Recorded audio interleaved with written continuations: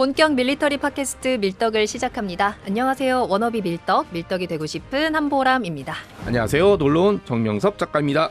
안녕하십니까. 밀리터리 헤비토커 김대영 군사평론가입니다. 네, 반갑습니다. 자, 오늘은 KF-21 이야기입니다. KF-21 보람의 양산 1호기를 현재 카이에서 조립을 하고 있는데요. 이번 이 KF-21 양산 1호기 어떤 기술이 탑재가 되는 걸까요? 카이에서 양산 1호기가 조립되는 과정을 영상으로 공개를 좀 해줬습니다. 지금까지 우리가 봤던 것들은 블럭 제로라고 통칭되는 시제기들이고요. 그냥 시험을 위해서 만들어놨던 6대의 전투기였고 네. 양산 1호기는 진짜로 만들면 무장 달고 레이더 붙여서 출동하는 아이들? 우리나라의 영공을 지킬 수 있는 네. 그러니까 건담에서 보면은 건담은 시제기가 셌지만 보통은 네. 양산기가 훨씬 더 세거든요.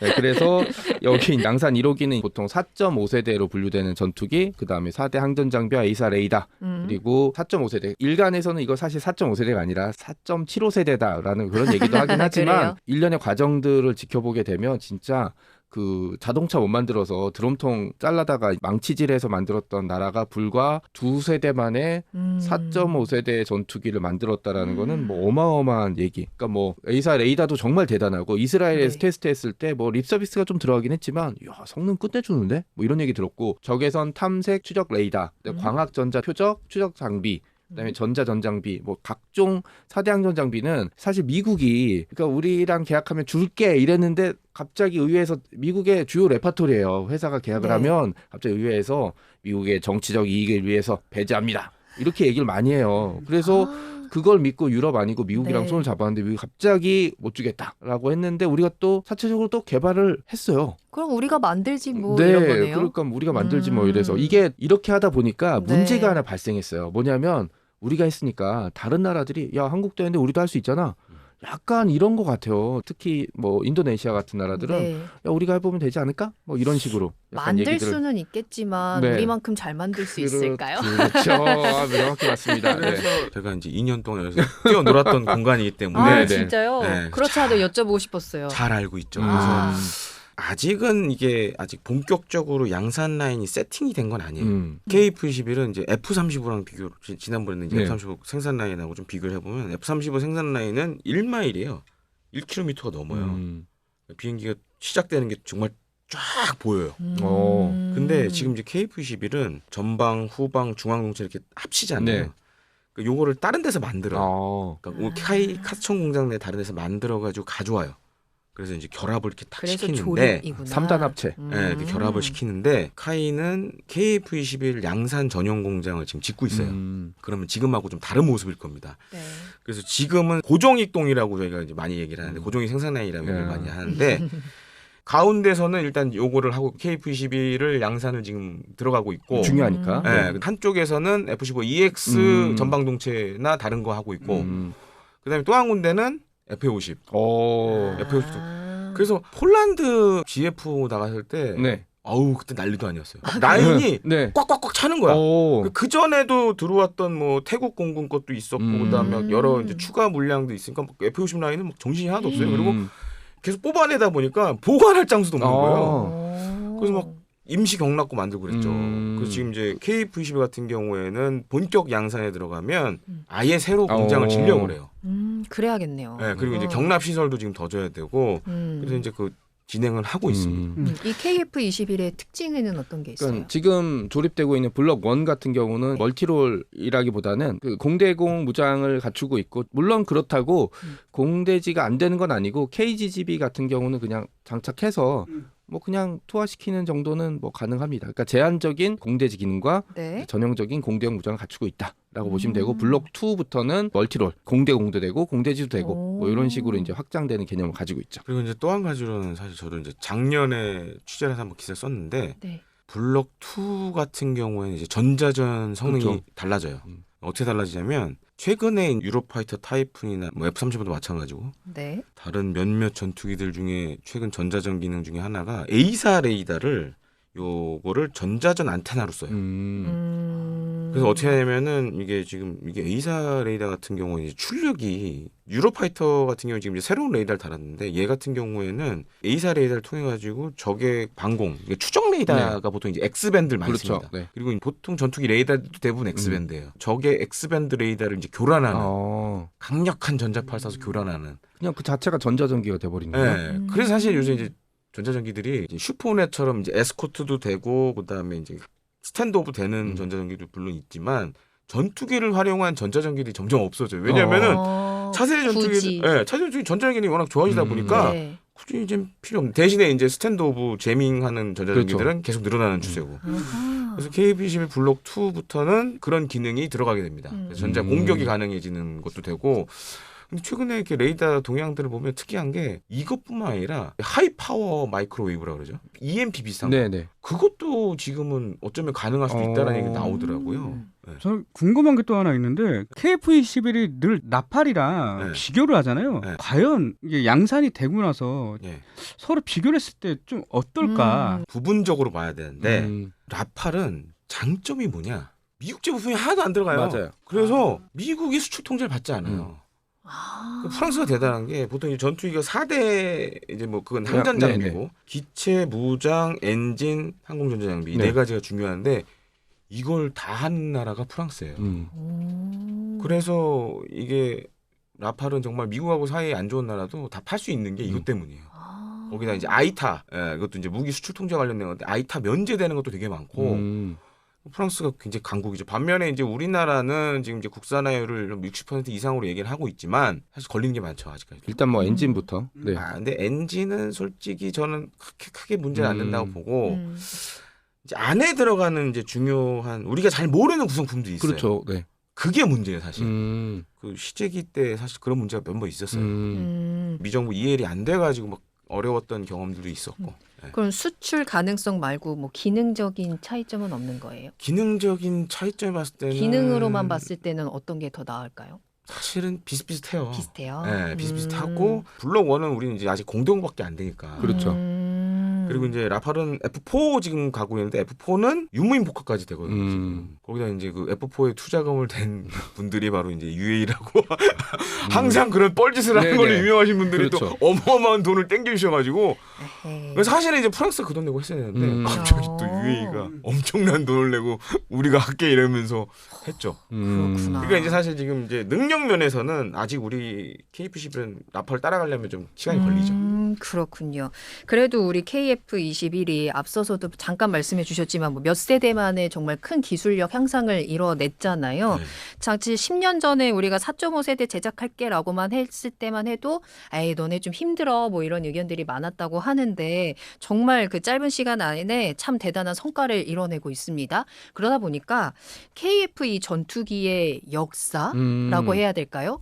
궁금해지는데요. 예전에는 KF-21이라고 안 하고 KF-X라고 X. 이제 그 프로젝트가 있었고 네. 제가 막 자료를 뒤져보니까 시작점은 그 1970년대까지 사실 볼 수 있을 것 같아요. 1970년대 그 율곡 사업을 시작했을 때, 그러니까 막 그 전차도 못 만들어서 막 소총 만들고 수류탄 만들고 막 박격포 만들 때 네. 박정희 대통령이 1980년 중반에 우리도 전자장비와 항공기를 만들 수 있을 것이다 라고 얘기를 했어요. 그리고 나서 82년도에 제공호 네. 9시 뉴스에 엄청 많이 나왔죠. 프라모델 나와서 막 엄청나게 많이 이제 인기가 끌었던 KF-5 제공호 같은 경우는 어떻게 보면 조립이긴 하지만 최초의 국산 전투기라는 얘기를 좀 달았고 이후에 이제 1980년대 90년대 접어들면서 제공 전투기들을 도입할 수 있는 그 사업 KF 사업을 진행을 하면서 외국에서 도입하지 말고 우리도 서서히 국산 전투기를 만들어야 되겠다는 논의가 김영삼 정부, 김대중 정부서부터 쭉 이어지고 있었고 노무현 대통령 정부 때 이제 본격적으로 굴러가기 시작했죠. 이게 이제 그전에는 논의 정도 수준. 왜냐하면 네. 논의밖에 할 수 없었죠. 뭐 아무 기반이 없었으니까. 이제 2000년 넘어가면서부터는 만들까 말까 정도 되는 수준으로 올라가서 이제 계속 많은 논의들이 있었죠. 그래서 10년 전이라고 했었는데 내내 계속 그런 얘기들이 있었고 밀떡에서도 이걸 예전에 다뤘을 때는 이게 정말 될까? 뻘짓하는 거 아니야? 이런 얘기 되게 많이 했었죠. 우리도. 우리 방송 초창기만 해도 9년 전이거든요. 그러네요. 그럼 네. 이제 막 시작할 때네요. 그때도 되게 회의론자들이 그렇죠. 굉장히 많았어요. 저도 이게 될까라는 생각들을 많이 했었고 네. 실제로 2007년에는 종종 등장하죠. KF21 최대 악역 카이다에서 이거 만들어봤자 실효성도 없고 만들지도 못하고 뭐 이렇게 진짜요? 얘기가 나왔어요. 그리고서 한동안 스톱됐다가 2009년도에 인도네시아와 이제 공동개발 계약. 그러니까 카이다에서 했던 게 자체로는 안 되니까 해외에 뭔가 파트너를 잡아야 된다라는 얘기를 했고 그 2년 동안의 물밑 작업으로 이제 인도네시아가 들어오면서 네. 2010년대에 우리가 알고 있는 본격적인 논의들이 이제 진행이 됐죠. 이걸 쌍발로 가느냐 단발로 가느냐 카나드를 다느냐 아니면 날개를 어떻게 하느냐 날개 각도가 어떻게 되느냐 뭐 전투기 이름서부터 했다가 본격적인 우리가 아는 이 태클을 밟기 시작한 거죠. 그 모든 시선들을 이겨내고 결국에는 해냈네요. 우리가. 그러니까 적당한 표현인지 모르겠는데 네. 그 시골에서 네. 꾀죄죄하게 차례부대가 서울의 학교에 입학했어. 중학교에. 네. 입학했는데 첫 시험에 반에서 40명 중에 38등 했어. 네. 그런데 이제 조금씩 해서 얘는 뭐 집안도 안 좋고 뭐 꾀죄죄하고 막 과외도 못 받고 이러니까 안 될 거야 했는데 얘가 진짜 밤새서 공부하고 막 옛날에 그랬잖아요. 안 되면 차프로 자기 손등 찔러가면서 해서 전교 5등까지 올라온 거야. 저는 그렇게 비교하고 싶어요. 그래서 저는 사실 KF21은 사실 제 인생의 많은 부분을 차지했던 정말 프로젝트라고 말씀드리고 싶은데 네. 왜냐하면 제가 이제 2001년에 군에서 전역을 하고 군사 전문지에 있어서 이제 기자로 활동했을 때 2001년에 김대중 대통령이 처음 얘기했었어요. 우리 손으로 이제 한국형 전투기 만듭시다. 그게 이제 공군사관학교 졸업식에서 먼저 맞아요. 얘기했고 네, 유명하죠. 그 다음이 언제였냐? 2001년도에 TOC 롤아웃 행사가 있었어요. 근데 그때 제가 취재 갔었거든요. 사진기를 들고 그 앞에서 경호원들의 온갖 갈굼을 당하면서 사진을 찍고 있었는데 그때 현장에 저는 그 얘기를 들었죠. 우리 손으로 전투기를 만들어 봅시다. 그때 얘기를 들으면서 사실 긴가민가했어요. 그렇죠. 우리가 할 수 있을까? 이제 TOCB 그때 이제 롤아웃 행사에서 TOC 막 이제 끌고 나오고 막 이랬을 때였으니까 그래서 저 꿈이 과연 이루어질 수 있을까?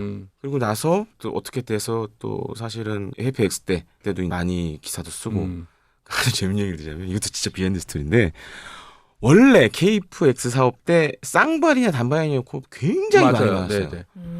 그 당시에 카이는 입장이 어땠냐면 네. 단발로 해야 된다. 왜냐? 쌍발은 운용 여주 비용이 너무 많이 들어간다. 그리고 세계적으로 베스트셀러 전투기들은 다 지금 단발이다. F-16도 단발이잖아요. 네. 그리펜도 단발이고. 그래가지고 이제 그게 막 이제 논란이 있었어요. 그러다가 그때는 제가 이제 국방부 기자실을 왔다 갔다 하는 때였는데 이제 엘리베이터를 탔는데 엘리베이터. 말할까 말까 했는데. 엘리베이터를 탔는데 그날 그게 있었던 거예요. 엔진 결정을 두고 회의를 하고 막 있었던 상황이었던 거예요. 엘리베이터에서 막 얘기를 하는 이거 공군은 막 쌍발로 해야 되는데 그래서 이제 아는 기자들한테 전화를 돌렸죠. 야 지금 쌍발 단발 때문에 난리도 아니다. 공군은 쌍발을 원한다. 네. 기사 그때 막 나왔죠. 그래서 이제 방향을 좀 돌렸는데 네. 역사의 중요한 자리에 있던 약간 포레스트 검프 같은 분이시었어요. 그리고 22년도에는 첫 비행했을 때 네. 그때 회사 카이에 그쵸, 있었을 때 네. 그날도 제가 돌이켜보면 더웠잖아요 그때. 이 40여 년 인생 가운데 가장 짜증난 날이었어요. 왜요? 네. 왜 그러냐면 아침에 이제 출근했는데 아침부터 전화들이 막 와요. 그렇죠. 비행을 한다는데 몇 시에 하냐. 그렇죠. 안 알려줘. 우리한테 알려주질 않아. 저도 몰라요. 근데 그런 전화를 네. 수십 통 수백 통 받아야 돼요. 그렇죠. 거기다 갑자기 기사가 나와. 몇 시에 비행을 한다. 네. 우리도 모르는데. 네. 그래서 이게 뭔 일이야. 막 난감한 상황이었는데 또 거기다가 이제 사천 공장이 좀 특이하게 돼 있어요. 그러니까 KF-21 시제기가 나가려면 활주로 나가려면 도로를 지나야죠. 네. 해안도로를 진짜요? 거쳐 맞아요. 나가요. 우와. 근데 갑자기 부부가 네. 차를 타고 그 앞에 이제 나가는데 앞에 쓴 거야. 막은 거야. 네. 그걸 영상으로 찍어가지고 올린 거야. 이거야. 운전하는 아저씨가 저 먹고 막 이러면 막 아줌마가 왜 전투기가 기어가 나? 그러니까 네, 저 같아도 찍어요 당연히. 아줌마가 네. 저 먹고 그러니까 아저씨가 저게 막 저 KF-21이다 막 이러고 그게 다 올라오는 거야. 환장하는 거죠. 그러니까 막 와, 그 왜 통제가 아예 안 돼? 그렇다고 안 돼요. 도로를 민간 통제할 수 구역이라. 없으니까. 그러니까 네. 사진을 찍지 말라고. 안 되죠. 돼요. 돼요? 민간구역 거기는 이제 일반인들 다 돌아다니는 데라. 어떡해요. 와, 그러니까 그 비행 끝날 때까지 정말 이 스트레스가. 근데 이제 다 끝나고 네. 네. 사무실에 이제 다른 회사분인데 좀 친하게 지내시는 분이 있었어요. 근데 막 그다 그렇게 짜증 났는데 그분이 이 말을 해줘서 제가 정말 울컥했어요. 뭐라고 얘기해 주냐면 축하드립니다. KF-21 이렇게 시작이 첫 비행한 거 축하드린다고. 물론 제가 만든 건 아니지만. 그래도. 근데 네. 그 순간 좀 촥 진짜 울컥하더라고요. 그렇겠다. 그랬죠. 그리고 이제 네. 많은 분들이 모르시는데 2022년이 정확히 T50이 첫 비행한 지 20년 된 날이었어요. 2002년에 T50이 첫 비행을 했고 20년이라는 세월이 흘러서 KF-21이 첫 비행을 했어요. 야, 그럼 2042년 뭐가 날아갈까? 그럼 또? 그때는 이제 스텔스가 6세대가 나올 수도 있겠죠. 네. 그래서 사실은 굉장히 뜻깊은 그랬구나. 그거였죠. 그날 기억나는 게 아는 분도 거기 현장에 가서 산등성이에서 이렇게 사진 찍으려고 막 하고 있었고 네. 우리도 막 그 얘기하면서 좀 약간 울컥한 그런 느낌? 네. 첫 비행한 다음에 그래서 회사에서 선물을 줬었어요. 어떤 회사? 떡 돌렸나요? 네, 카이에서 아, 선물 줬어요. 그래서 떡 돌리고 그 다음에 수건이랑 뭐 이런 거 기념품 만들어 나눠줬었고 지금도 잘 쓰고 있죠. 그죠. 이 KFX의 역사를 돌아보다 보니 그 역사적인 순간에 또 우리 위원님이 항상 계셨군요. 포레스트 대형. 그래서 이제 추가로 말씀드리면 이제 카나드 전에 보면 모델이 있었잖아요. 그게 왜 있었냐? 네. FX 3차 사업을 하면서 KFX 네. 기술 이전 이게 다 걸려 있었어요. 그때 후보가 라팔이랑 유로파이터가 카나드가 있었네요. 유로파이터, F-35, 네.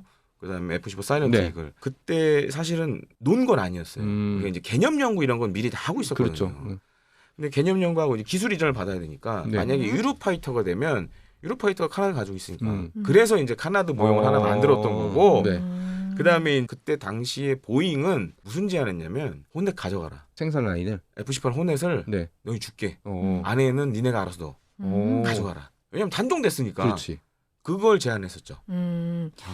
별의별 물밑 얘기들이 엄청 많네요. 네, 그래서 이제 그때 이거 제안하고 보잉이 사일런트 이글이 안 됐잖아요 그때. 네네. 그러면은 어드밴스드 이글 사면 그라울러도 뭐 팔 수 있고. 그다음에 이제 공중구비기도 몇 대 주고 뭐 이런 제안을 했었어요 당시에. 근데 사실 미국 얘기는 걸러들어야 될 게 회사 얘기는 또 의회에서 안 판다 그러면 방법 없어요. 네. 그래서 이제 그런 것 때문에 이제 카나드 달린 KF-X 이제 모델이 나왔었죠. 그렇군요. 자, 이렇게 KF-X의 역사에 대해서 우리 두 분께 또 실제로 그 현장에 계셨던 우리 위영님의 이야기를 들어봤고 KF-21 보라매가 야간 공중급유에 성공했다라는 게 또 굉장히 이슈더라고요. 이로써 시험 비행의 7분 능선을 넘었다라고 하는데 앞으로는 어떤 것들을 또 우리가 체크해야 되는지. 그러니까 과거 실험 과정 소티부터 좀 말씀을 드리면 2021년 4월에 시제기가 처음 공개됐고요. 막 이렇게 그 지상에서 후 이렇게 그다음에 2022년 6월에 엔진 점화 시험. 그러니까 이 과정에서 지상에서 할 수 있는 모든 실험은 이때 다 끝냈고요. 네. 그리고 2022년 이때는 제가 날짜까지 넣을게요. 7월 19일.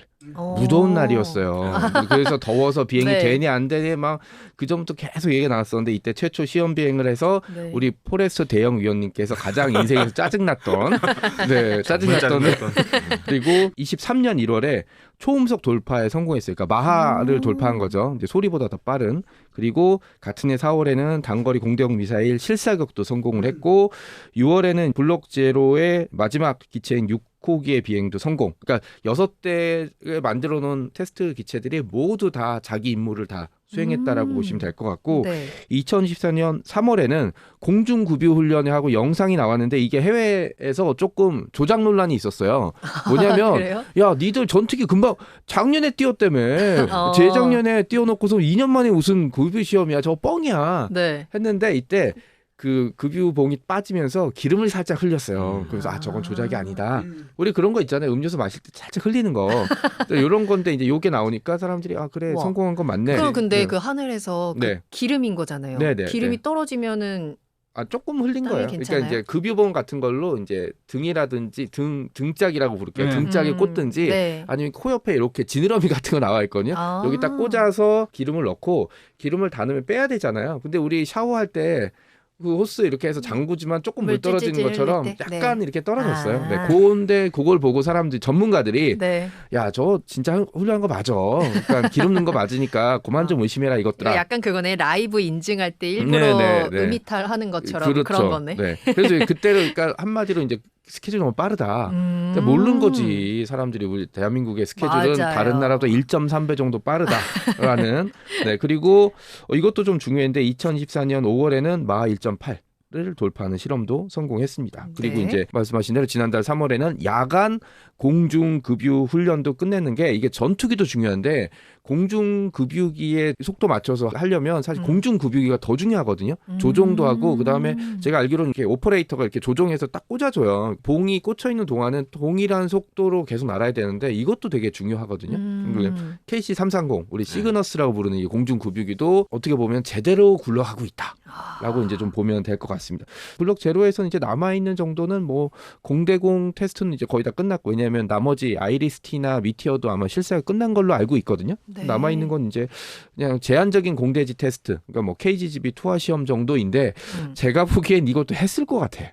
했는데 이제 굳이 공표를 안 했던 뭐 이유 중에 하나일 수도 있으니까 뭐 요 정도 양산기가 조립되면 나름대로 과정을 거쳐야 되긴 하겠지만 저는 뭐 지금까지는 아주 잘 스케줄대로 소화하고 있다라고 보고 있습니다. 참고로 공중급유 말씀드리자면 사실 우리가 이제 KC-330 시그너스 네네. 사면서 절충 교육으로 사실 이걸 받았어요. 그러니까 이제 KF-21 공중급유를 해야 되는 네네. 항목이 있으니까 이걸 하려면 네. 그동안 다른 전투기에서 했던 거를 데이터를 다 갖고 있어요. 그렇죠. 그거를 이제 절충 교육으로 우리가 받았죠. 데이터를 절충 교육으로 머리 좋았네, 그죠? 네, 그래서 이제 고로해서 이제 사실 안정적으로 쉽게, 수행을 할 수 있었고 제가 지금 그럼 왜 우리는 이렇게 시간대로 잘 할 수 있었을까? KF-21 엔진런 테스트를 저도 취재 지원 때문에 같이 가서 봤는데 정말 현장에 있는 개발자분들이 밤늦게까지 정말 일을 해요. 그러니까 외국은 그렇게 못해요. 왜냐하면 못한 이유가 그러면 수당을 엄청 많이 줘야 돼. 네네. 할 수가 없어. 그래서 정해진 시간대로만 그래서 할 수밖에 없는데 우리나라는 일단 야 오늘 할 거 다 끝내자. 야 끝나고 소주 한잔. 그래서 이제 전 진짜 그때 엔진런을 한 밤 10시까지 막 이렇게 했었고 그다음에 이제 사실은 이게 엔진런 시험이 되게 위험해요. 그죠. 잘못하면 엔진 터질 수도 있으니까. 저도 현장에서 깜짝 놀랐는데 그 G2사 엔진이잖아요. 그래서 그죠. 엔진런 시험할 때 G2사 엔진 관계자들이 와요. 그죠. 자기네 엔진이니까. 근데 시동 걸면 밖으로 나가. 터질까봐. 나가. 진짜 나가. 그리고 엔진 그 테스트하는 데는 방폭 설비가 돼 있어요. 근데 사실 좀 저는 좀 보면서 좀 이거 위험할 수도 있는데 느낀 게 이제 그 개발자분들이 사실은 그 안으로 들어가야 되는데 네. 이제 일정에 쫓기다 보니까 밖에 진짜 노트북 들고 앉아서 이러고 엔진 돌아가는데 귀 막고 다 이러고 보고 막 점검하고 있어. 그래서 저도 거기 있었지만 개발자분들이 밖에 막 이렇게 다 노트북 들고 앉아서 계속 체크를 하는 거예요. 아니 포레스트 대형 위원님께서는 저도 밖에 있었죠. 그러니까 귀마개 하고. 근데 생각에 사탁 중은 좀 위험한데 근데 그때 지휘 애들은 밖으로 나가버리더라고요. 그만큼 이제 사신 성인의 그런 그렇죠. 자세로 네. 해온 거예요. 그러니까 이제 시간에보다 빨리 한 거예요 지금 사실. 그런 점들도 좀 알아주셨으면 합니다. 네, 좀 불가능할 거다라는 목소리가 많았던 우리 KF-21 보람의 4.5 세대 전투기가 이제 양산을 시작을 했고요. 다양한 또 야간 공중 급유까지 성공을 했습니다. 앞으로의 활약을 한번 기대해 보도록 하겠습니다.